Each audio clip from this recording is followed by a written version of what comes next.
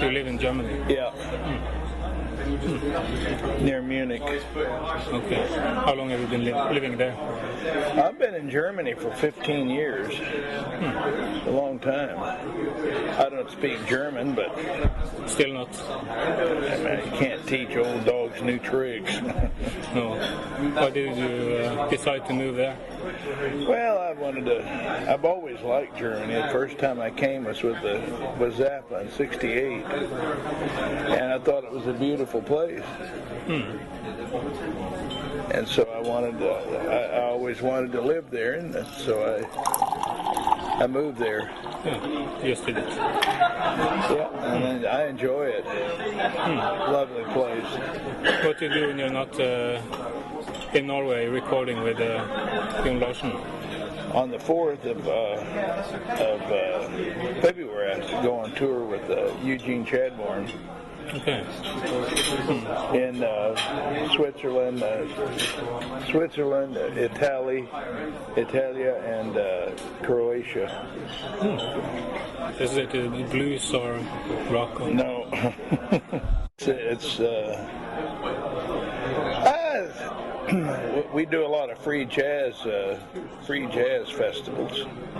That kind of music. It's experimental music. But it isn't experimental. We do some blues, we do some country music. He plays banjo. He's a really good banjo player. But it's real psychedelic. Sounds good.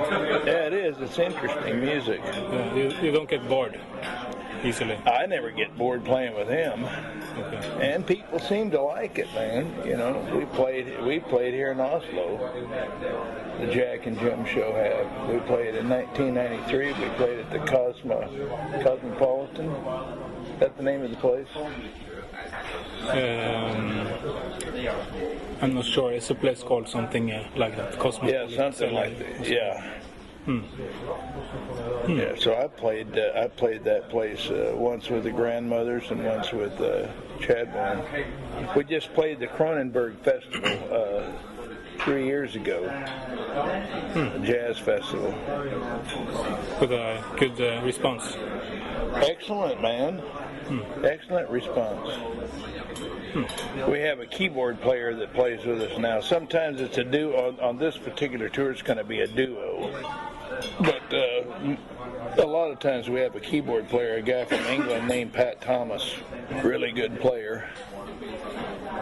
And you play the drums then? I play drums in that band, drums and singing. The Muffin Man. Yeah. You tour a lot with Zappa cover bands. Well, that's the Muffin Man. Have you ever heard the Muffin Man? Just on the internet. Because they're really not I wouldn't call them a cover band at all. Okay. They play Zappa music, but they definitely play it their way. They use Zappa music as a vehicle. You know, the beginning, the end, and everything else in the middle is theirs.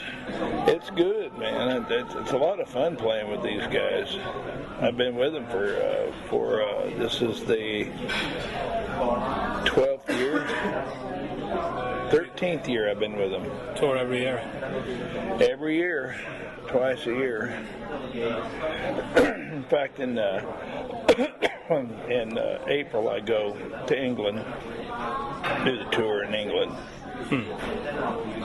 And then in the fall time we do the tour in Germany, Netherlands, and I wish we could come up here, man. This is where we need to play. Scandinavia. Yeah. It could probably be fun. It would be great, man. It's just, you know, we don't have an agent up here. We need to get it. We need to find an agent. Somebody that can put together a little tour up here as part of the German tour, maybe only 5 or 6 dates. Okay. In Norway, Sweden, and Denmark. Yeah. Now, Finland it's really difficult, man. You got the ferry and have to take the ferry across, but we can play. We can play in Denmark, and we take the ferry across at Malmo. Then we can play Gothenburg, and then come over here. and back across and play a couple of other gigs, and then to Stockholm, back down to Malmo, and it's okay. Could work. You just need someone to put it together. Well, it needs to be put together right. Keep yourself busy. Well, I'd like to retire, man. I'm going to be 69 on February the 1st. My birthday's coming up next week. And man, I'm tired. I've got leukemia. So I'm not in the best of health. I mean, my health is okay, but it's not the best it's ever been. And I'm getting old, and I'm getting tired of being on the road. What's been keeping you on the road for all these years? Well, trying to earn a living. You know, I don't have any money, man. Got no money from Zappa. That we never got anything from that. Mothers of Invention. I heard a radio documentary once where you were one of the people who were interviewed, and I just remember said he told you that you would become rich and famous. Well, that's what he said. If we'd play his music, we played his music, we became famous, but we damn sure didn't become rich. He did. You were the soul giants, right? In the beginning. Yeah, and then you met Zappa. Well, we needed a guitar player, and we auditioned Zappa. He had to audition for the Soul Giants. And he passed the audition, and he joined the band, and about a month after he joined, the sax player, David Coronado, who was the leader of the band at that time, he went back to Texas. He quit the band and went back to Texas, and Zappa took over. That's when he said, I'll make you rich and famous. If you'll play my music, I'll make you rich and famous. The exact words. Frank wasn't a very good lead guitar player in the beginning, man. Not that good, but he was the best rhythm guitar player I had ever heard in my life, man. And he was a great arranger. Although through the years after we started playing, he got a lot better. Frank is an excellent guitar player. What did you think was the greatest change after Zappa came into the band? Henry Vestine played with us for a while. That was good. Then Frank moved to Hollywood